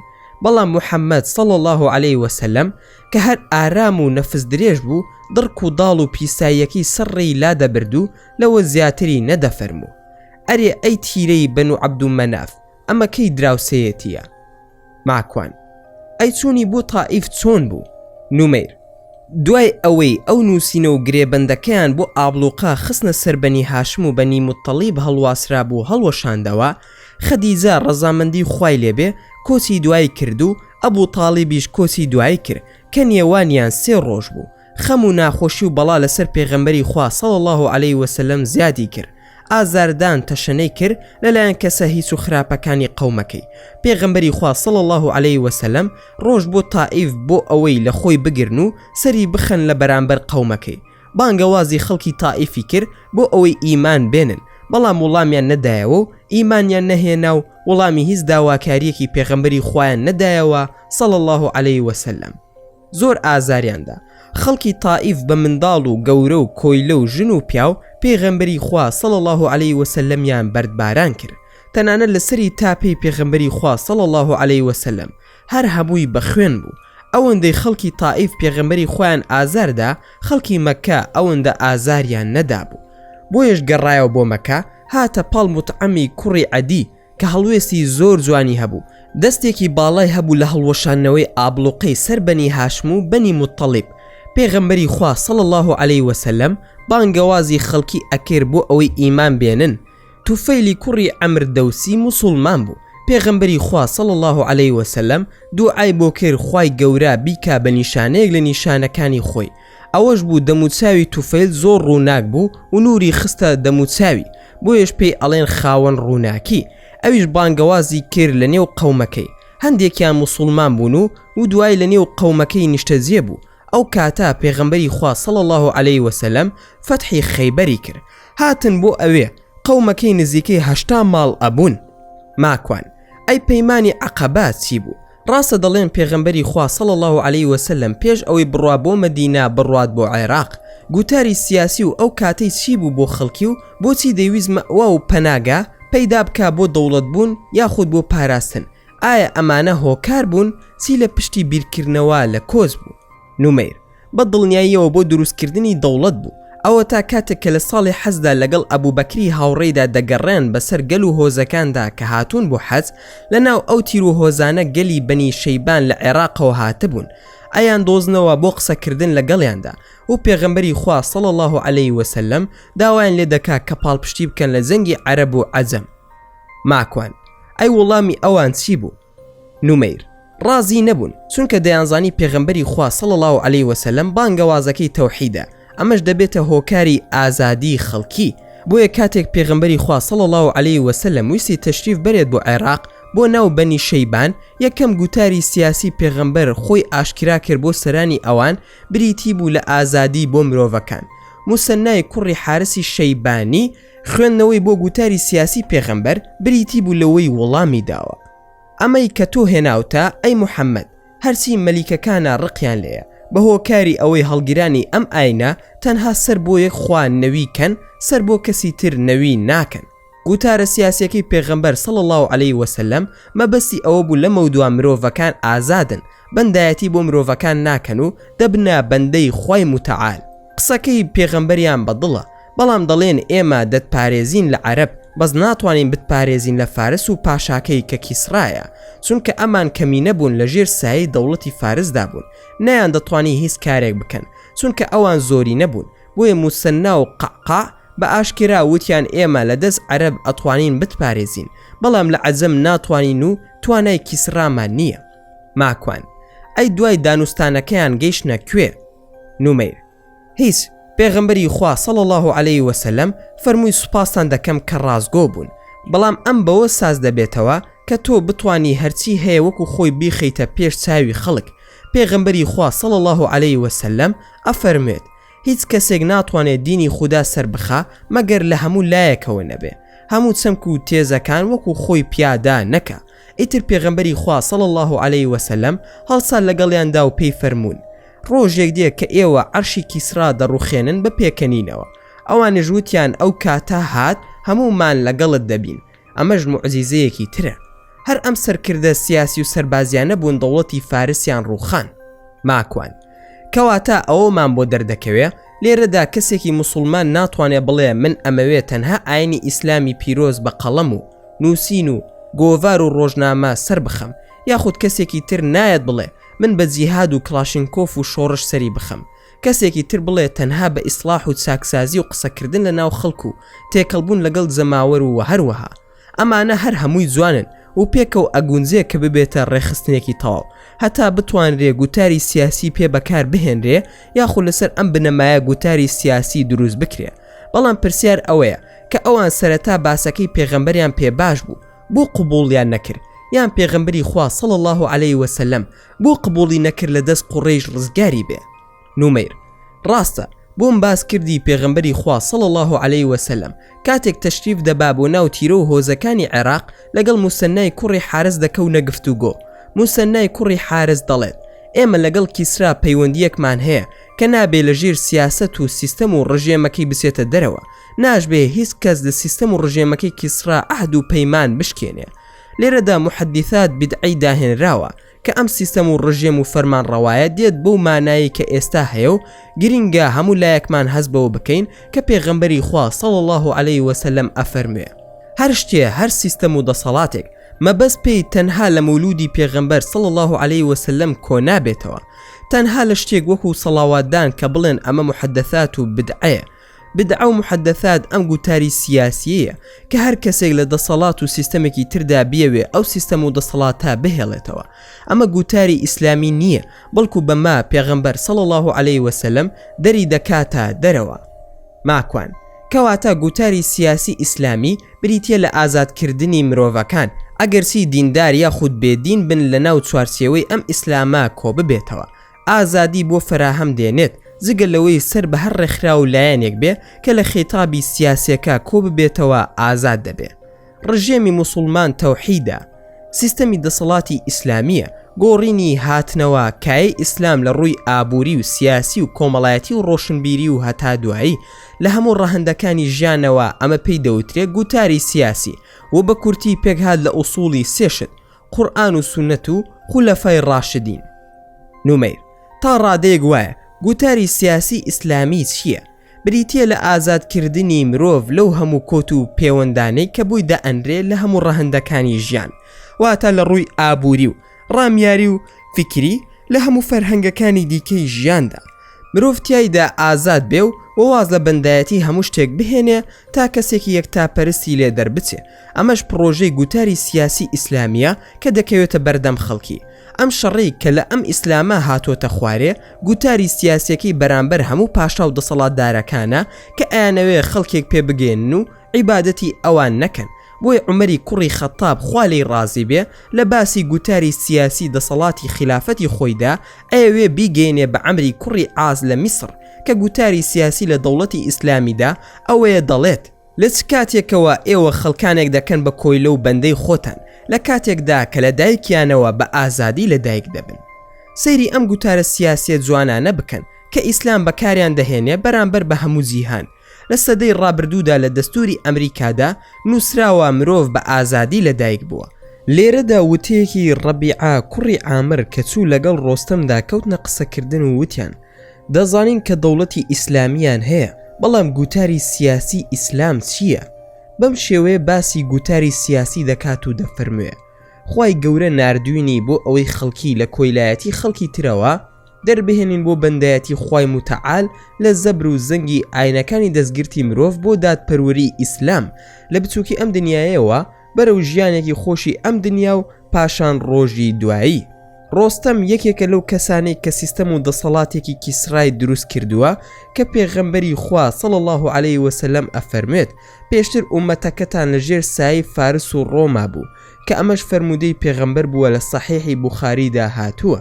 لەبەر ئەوەی شوێنکەوتووی ئەوان بوون گوتاری سیاسی وە ئەکا دەسەڵاتدار دروست بکە، دەسەڵاتداریش لە دەسەڵاتەکەی خۆی بەرز بووە و زیادە ڕەوی کرد دەبێتە فیرعەون پاشان داوای خوایەتی دەکا. ئەمەش قۆناغێکە دەبێت هەموو دەسەڵاتێکی بێدین پێیدا تێپەڕێ. سیستەمی فیرعەونەتی هەر ماون کاتێک کە ژیاری فیرعەونەکان هەبوون خەڵکانێک پێیان وایە کە حەزرەتی موسا سەلامی خوای لێبێ داوای چاکسازی کرد وەکو ئۆپۆزیسیۆن پاشان بەوتەی ئەو نەکرا و دژایەتی کرا و فیرعەونی تیا نوقم ئاو بوو ئیتر فیرعەون نەما بەڵام لە ڕاستیدا ماوە. پێغەمبەر صلی الله علیه وسلم لە کاتی کوشتنی ئەبوو جەهلدا ئەفەرموێ فیرعەونی ئەم ئومەتە ئەبوو جەهلە واتە فیرعەونەکان بەردەوامن هەموو گەلێک فیرعەونی تایبەتی خۆی هەیە. فیرعەونیش بە مانای زاراوەی ئیسلامی کە هاتووە ماناکەی ئەوە دەگەێنێ کە دەسەڵاتدارێک داوای خۆیەتی بکات و خەڵک بیپەرستێ. بۆیە لێرەدا گوتاری سیاسی ئیسلامی لە سەرەتاوە بۆ ئازادکردنی مرۆڤەکان ئەفەرمێ هاتوین خەڵکی دەربکەینە دەرەوە لە بەندەی بەندەکان بۆ بەندەی ئەڵڵا. ماکوان گوتاری ئاینی شیاوە نومەیر گوتاری سیاسی ئاینی ئەم ناوە هەرچەندە هەندێک زانان نایانەوێت ناوی بنێن گوتاری سیاسی ئاینی دەڵێن گوتاری سوڵتانی ئیسلامی واتە گوتاری شێوە دەسەڵاتی خەلیفە لە خەلیفایەتی ئیسلامی بەڵام جوانتر و شیاوتر ئەوەیە کە ئێستا مەفهومە کە چەمک گشتی بووەتەوە و خەڵکی بەگشتی لە هەموو ئەدەبیاتەکان لی تێدەگەن گوتاری سیاسی ئیسلامی بەکار بهێنن. ئەگەر ناوی گوتاری ئاینی بێت دەبێت پێناسەی ئاینیش بکەین. زۆری ئاین بۆ نمونە پەرستشی بد نابێتە دین چونکە شتێکە خەڵک دای ئەتاشێ و شوێن کەوتەی ئەفکار نابێتە ئاین. پەرستشش بەو مانایەیە خەڵکێک ئەیناسێ و ئەیزانێ وەکو دینی ئیسلامی بەڵام مەفهومی دین بەگشتی هەر شتێک کە پەرستشی تیا کرد هەر شتێک خۆشەویستی لە خۆشەویستی خوای متعال زیاتر بوو پەنا بەخوای گەورە ئەمە دەبێتە دین. بۆیە پێغەمبەری خوا صلی الله علیه وسلم کاتێک کە قوڕیشەکان دێن بۆ لای پێی دەڵێن تۆ ساڵی خواکەی ئێمە بپەرستە و ئێمەش ساڵی خواکەی تۆ دەپرستین کە خوای گەورە لە سوورەتی ئەلکافیروندا باسی دەکات. خۆ ئاینی ئەوان ئەوە نییە ئیعترافی پێ بکرێ بەڵام هەر شتێک پەرسراوی تیا بوو خۆشەویستیەکەی چووە پەنای خۆشەویستی خوای متعالەوە ئەوە بە دین حیساب دەکرێت و مرۆڤەکان لە ئیسلام دەچنە دەرەوە دەچنە خانەیەکی دیکەوە کە خانەی پەرستشی شتێکی دیکەیە. ماکوان ئەی کە ئەمان ڕازی نەبوون پێغەمبەر صلی الله علیه وسلم بۆ کوێ چوو؟ نومەیر سەبارەت بەم بەیعەتە یەک لە دواییەکانەی کە پێغەمبەری خوا صلی الله علیه وسلم بەستنی لەو کاتەدا بوو کەوا لەلایەن قوڕیش و سەرانیەوە لە شاری مەککەدا تەواو تەنگیان هەڵچنی بوو بە پێغەمبەری خوا صلی الله علیه وسلم. هەروەها هاوڵانی بەڕێزی خوا لە هەمویان ڕازی بێ هەر بۆیە پێغەمبەری خوا صلی الله علیه وسلم وەکو نمونەی بێوێنی پێشەوای ڕاستگۆ کە بەردەوام لە خەمی ئومەتەکەیدا بوو وەک زۆرێک لە پێشەواکانی ئەمڕۆی موسڵمانان دەستە و ئەژنۆ دانەنیشت و چاودا بخا لە ئاستی ئەو هەموو سوکایەتی و بێڕێزیەی کە بە موسڵمانان و پیرۆزیەکانمان دەکرێت نەوەک جێی پێی لەق بێ. بەڵکو زۆر بەزووی بە دوای چارەسەرێکی پڕبایەغدا گەڕا تاوەکو بە پشتیوانی خوای گەورە لە ماوەی چەند ساڵێکی کەمدا هاوڵانی بەڕێزی ڕزگار کرد لەو نەهامەتیانەی کە لە شاری مەککەدا بەسەریان داهات لەلایەن سەرانی قوڕەیشەوە، ئەویش بەستنی پەیمانی عەقەبەی یەکەم و دووەم بوو. ماکوان بەیعەتی عەقەبەی یەکەم چۆن بوو؟ نومەیر سەبارەت بەم بەیعەتە ئەوە بوو لە دوای ئەوەی بەنی شەیبان موسڵمان نەبوون، پێغەمبەری خوا صلی الله علیه وسلم بینی 6 کەس لە خەڵکی یەثریب دانیشون کە سەر بە هۆزی خەزرەز بوون، لە وەرزی حەزی ساڵی 11 پێغەمبەرایەتیدا موسڵمان بوون. بەڵێنیاندا بە پێغەمبەر صلی الله علیه وسلم کە پەیامەکەی بە کەس و کاریان بگەێنن. ماکوان بۆ ناونێراوە بەیعەتی ژنان؟ نومەیر لەبەر ئەوەی هیچ زۆرە سەرکەوتنێک و داواکردن و خەبات و جیهادکردنێکی تێدا نەبوو، تەنها موسڵمان بوونیان داوا لێکرا بوو. لەسەر ئەم بەیعەتە ئیمامی بوخاری بەڕەحمەت بێت لە عەبادەی کوڕی سامتەوە دەگێڕێتەوە لە پێغەمبەری خواوە صلی الله علیه وسلم فەرمووی: وەرن بەیعەتم بدەنێ کە هاوڵ بۆ خوا پەیدا نەکەن، دزی نەکەن و زینا نەکەن، ڕۆڵەکانتان نەکوژن، بوختانی دەست و داوێن هەڵنەبەستن، لە هیچ چاکەیەکدا سەرپێچی مەکەن. هەر کەسێک لە ئێوە وادەی خۆی بردەسەر ئەوە پاداشتی لەسەر خوایە. هەر کەسێکش سنووری یەکێک لەوانە ببەزێنێ لە دنیادا سزا بدرێت، دەبێتە مای سڕینەوەی گوناهەکەی. هەر کەسێکش سنووری بەزاند و خوا بۆی پۆشی ئەوە کاروبار و سەرنجامی بۆ لای خوا دەبێ. ئەگەر ویستی سزای دەدا، ئەگەر ویستیشی لەسەر بوو لی خۆش دەبێ. فەرمووی بەیعەتیان پێدا. لە ڕەنووسێکی تردا دەفەرمێ لەسەر ئەوە بەیعەتمان پێدا. ماکوان ئەی بەیعەتی عەقەبەی دووەم چۆن کرا؟ لە وەرزی حەزی ساڵی 13یەمی پێغەمبەرایەتیدا 70 ئەوەندە کەس لە موسڵمانەکانی یەثریب هاتن بۆ حەج، لەگەڵ حاجیە مشریکەکانی خێڵەکانیاندا هاتبوون. ئەو موسڵمانانە لە نێو خۆیاندا پرسیاریان دەکرد کاتێک لە یەثریب یان هێشتا لە ڕێگادا بوون، داخۆ تاکی بێدەنگ بین لەوەی پێغەمبەری خوا صلی الله علیه وسلم بەناو شاخەکانی مەککەدا بگەڕێت و دەربکرێت و بترسێت. کە گەیشتە مەککە لە نێوان ئەوان و پێغەمبەردا صلی الله علیه وسلم چەند پەیوەندیەکی نهێنی ئەنجام درا بۆ هۆی ڕێکەوتنی هەردوولا لەسەر ئەوەی لە ڕۆژانی تەشریقدا لەو شیوەدا کۆ ببنەوە کە دەکەوێتە عەقەبە لای حەجرەی یەکەمی مینە، بە مەرزێک ئەو دانیشتە لە تاریکی شەودا بە نهێنیەکی تەواو ئەنجام بدرێ. سەرکردەیەکی ئەنساری وەسفی ئەو کۆبوونەوە مێژوویەمان بۆ بکە کە هەمووی ڕەوشی خۆی لە ڕۆژانی ململانەی نێوان بتپەرستی و ئیسلامی گۆڕی. کەعبی کوڕی مالیکی ئەنساری خوالی ڕازی بێت دەڵێت چوین بۆ حەزکردن، کاتماندانە لەگەڵ پێغەمبەردا صلی الله علیه وسلم لە عەقبەدا لە ناوەندی ڕۆژانی تەشریقدا ئەو شەوە هاتە پێشەوە کە بەڵێنماندا بوو تیایدا بە پێغەمبەر صلی الله علیه وسلم بگەین. عەبدوڵای کوڕی عەمرو کوڕی حەراممان لەگەڵدا بوو کە یەکێک بوو لە گەورە پیا و ماقوڵەکانمان، لەگەڵ خۆماندا بردمان. ئێمە ئەم مەسلەیەمان لە هەموو مشریکەکانی خێڵەکەمان شارد بووە، قسەمان لەگەڵیدا کرد و پێماوت: ئەبوو جابر، تۆ یەکێکی لە گەورەکانی ئێمە، پیا و ماقوڵێکی ناومانی، پێمان خۆش نییە بەو حاڵەتەی تو ببیتە سوتەمەنی دۆزەخ. پاشان بانگمان کرد بۆ ئاینی ئیسلام و هەواڵی پێگەیشتنماندایە لەگەڵ پێغەمبەردا صلی الله علیه وسلم لە عەقەبە. دەست بەجێ موسڵمان بوو، لەگەڵمان هات بۆ عەقەبە، یەکێک بوو لە نەقیبەکان. ماکوان باشە چۆن ئاواز و موسڵمان بوو؟ ئەوەندە ئاسان بوو ئیسلامەتی لای ئەوان؟ جێگای سەرنجە. نومەیر بیرت چۆتەوە بۆم باس کردی کە جوولەکە بڵاوی کردبووەوە لە ناو شاری یەسریب، بەم نزیکانە پێغەمبەرێک دێت و ئێمەی جوولەکە ئێوە لە ناو دەبین، واتە مەبەستیان عەرەب بوو. ئیتر ئەمە هۆکاری ئەوە بوو کە ئەوان دەیانزانی پێغەمبەرێک دێت کە زانیان لە عەرەبە، بۆیە بە خۆشحاڵیەوە شوێنی کەوتن. ماکوان ئەی پەیماننامەکەی دووەم چی بەسەر هات؟ نومەیر کەعب دەڵێ ئەو شەو لەگەڵ خێڵەکانماندا لە ناو کاروانەکانمان نووسین تا سەیەکی شەو تێپەڕی لە کاروان دەرهاتین بەرەو ژوانەکەی پێغەمبەر صلی الله علیه وسلم بەڕێکەوتین بەدزیەوە، وەک پشیلە دەرباز بووین تا هەمومان لە شیوەکەی عەقەبەدا کۆبووینەوە. ئێمە 73 پیا و 2 ژنیشمان لەگەڵدا بوو کە بریتی بوون لە: یەکەم نوسەیبەی کچی کەعب ناسراوە بە دایکی عەممارە لە خێڵی مازنی کوڕی نەجار. دووەم ئەسمائی کچی عەمرو دایکی مونیع لە خێڵی سەلەمە. لە شیوەکەدا کۆبووینەوە و چاوەڕوانی پێغەمبەرمان دەکرد هەتا تەشریفی هێنا. عەباسی کوڕی عەبدولموتەلیبی مامی لەگەڵیدا بوو کە هەتا ئەو کاتە لەسەر ئاینی شیرک بوو، بەڵام حەزی دەکرد کە ئامادە بێ بۆ کاری برازاکەی. لی دڵنیا بێت و یەکەم کەسیش بوو قسەی کرد سەبارەت بە پشگیریکردنی بۆ پێغەمبەری خوا صلی الله علیه وسلم سەبارەت بە مەترسی بەرپرسیارەتی بەیعەتەکە. پاش گوێگرتن لە وتەکانی عەباس داوایان کرد لە پێغەمبەری خوا صلی الله علیه وسلم کەوا بۆ خۆت و خوداکە چیتان پێخۆشە ئەوە بکە. پاش ئەوە پێغەمبەری خوا صلی الله علیه وسلم ڕوونکردنەوەی خۆی بۆ دان و بەیعەت ئەنجام درا. ماکوان ئەی بۆ عەباسی لەگەڵدا بوو کە موشریک بوو. نومەیر لە دوای مردنی ئەبوو تاڵیب لەلایەن ئەمن و ئاسایشی پێغەمبەر صلی الله علیه وسلم عەباسی مامی زیاتر پشگیری دەکرد. ماکوان ئەی بەندەکانی ئەو پەیمان نامەیە چی بوون؟ نومەیر بەندەکانی بەیعەتەکەش پێک هاتبوون لەم خاڵانە. پێشەوە ئەحمەد لە جابرەوە بە دوور و درێژی دەگێڕێتەوە.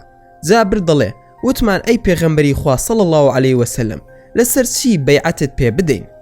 فەرمووی گوێ ڕاڵیکردن لە خۆشی و ناخۆشیدا، خەرزی کێشان لە بوون و نەبوونیدا، فەرمانکردن بە چاکە و ڕێگرتن لە خراپە، کار بۆ خوددا بکەن و گوێ لە قسەی لۆمەکاران نەگرن. ئەگەر هاتمەلاتان پشتیوانیم لێ بکەن بەرگریم لێ بکەن لەوەدا کە بەرگری دەکەن لە خۆتان و هاوسەرانتان و ڕۆڵەکانتان لە پای ئەوەدا بەهەشت پاداش بۆ ئێوە.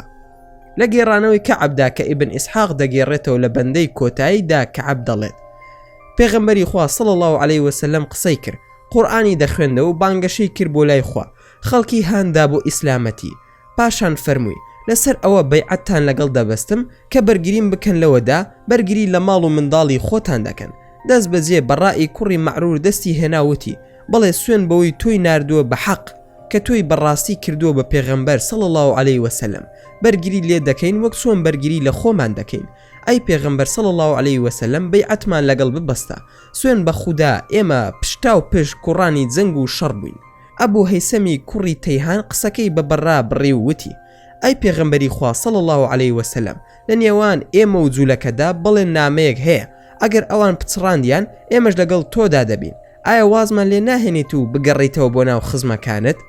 پێغەمبەری خوا صلی الله علیه وسلم زەردەخەنەیەکی کرد، پاشان فەرمووی خوێن بە خوێنە، وێرانکاری بە وێرانکاریە، من لە ئێوەم و ئێوەش لە منن، جەنگ دەکەم لەگەڵ ئەو کەسەدا کە ئێوە جەنگی لەگەڵ دەکەن، ئاشی دەکەم لەگەڵ ئەو کەسەدا کە ئێوە ئاشتی لەگەڵ دەکەن. پاش بەندەکانی بەیعەتەکە زەخت کرایەوە لەسەر مەترسیدارەتی بەیعەتەکە و هەمووان هەندێک بیر و ڕایان گۆڕیەوە و خۆیان یەکلای کردەوە. پێغەمبەری خوا صلی الله علیه وسلم بەڵێنی بەهەشتی پێدان، ئەوانش دەستیان هێنا و هەمویان بەیعەتیان پێدا. یەکەم کەس ئەسعەدی کوڕی زرارە بەیعەتی دا، دوای ئەوە بەیعەتە گشتیەکەی دەستی پێکرد. وەک جابر دەڵێ پیاو لە دوای پیاو هەڵدەستین بەیعەتمان لێ وەردەگیرە. پێغەمبەری خوار صلی الله علیه وسلم لە پای ئەوەدا بەڵێنی بەهەشتی پێداین. بەڵام بەیعەتی هەردوو ژنەکە کە ئەو ڕووداویان بینی تەنها بە گفتوگۆ بوو. پێغەمبەری خوا صلی الله علیه وسلم هەرگیز تەوقەی لەگەڵ هیچ ژنێکی نامەحرەم نەکردووە. 12 نەقیب هەڵبژێردران کە بریتی بوو لە 9 کەسی خەزرەجی و 3 کەسی ئەوسی. بەم شێوەیە پێغەمبەری خوا صلی الله علیه وسلم توانی بەویستی خوای گەورە موسڵمانانی ژێر دەستا ڕزگار بکات و دواتریش هەر یەکیان ببێتە پێشەوەیەکی هاوشێوەی خۆی بۆ سەرخستنی ئاینی پیرۆزی ئیسلام کە بەسەر خوێنی ئەو بەڕێزانەدا ئەم پەیامە گەیشتە دەستی ئێمە. ماکوان واتە دوای ئەم پەیمانە کۆزکردن دەستی پێکرد؟ نومەیر بەڵێ ساڵێک دوای ئەم پەیمانە کۆز دەستی پێکرد. ماکوان کۆت چۆن بوو؟ پاشان لەگەڵ نومەیردا کەوتنە گفتوگویەکی دوور و درێژەوە لەسەر هیجرەت. پاشان کۆتایی بە بەرگی یەکەمی ئەم کتێبە هات. لە کۆتاییدا نووسەر دەفەرموێت یا ڕەسوول الله وەک تۆ هیچ کات لەسەر زەوی دووبارە نابێتەوە، بەڵام بە دووبارەکردنەوەی سەڵاواتدان لەسرت نوری حضورت لە دڵماندا هەست پێ دەکەین. بەم جۆرەش گەیشتنە کۆتایی ئەم ڤیدۆیە. زۆر سوپاسان دەکەم کە تا ئێستا بینەرمان بوون و زۆر سوپاسان دەکەم بۆ گوێگرتنتان بە بەردەوامی لە تەواوی ئەڵلقەکاندا. پشتیوان بە خودا بەردەوام دەبین لە خزمەتکردنتان بە پێیتوانە. ئەگەر ڤیدۆکانمانتان بەدڵ بوو ئەوا دەتوانن لە ڕێگەی لایکردنی ڤیدۆکانەوە پشتگیری زیاترمان بکەن. هەروەها ئەگەر ئەتانەوێ هەمیشە بابەتی ناوازە لە کەناڵەکەمان ببینن ئەوە هەر ئێستا سەبسکرایبی کەناڵەکەمان بکەن و زەنگۆڵەی تەنیشتی سەبسکرایبەکەش چالاک بکەن. وە لە بیرشتان نەچێ هەر ڕەخنە و پێشنیارێکتان بۆ کەناڵەکەی ئێمە هەیە دەتوانن لە کۆمنتی ئەم ڤیدۆیەدا بۆمانی بنووسن. دووبارە و سێبارە سوپاسان دەکەم بۆ تەماشاکردنی ڤیدۆکە. تا ڤیدۆیەکی تر و تا کاتێکی تر هەر شاد و بەختەوەر بن و خواتان لەگەڵ بێت و ئامانەتی خودا بن.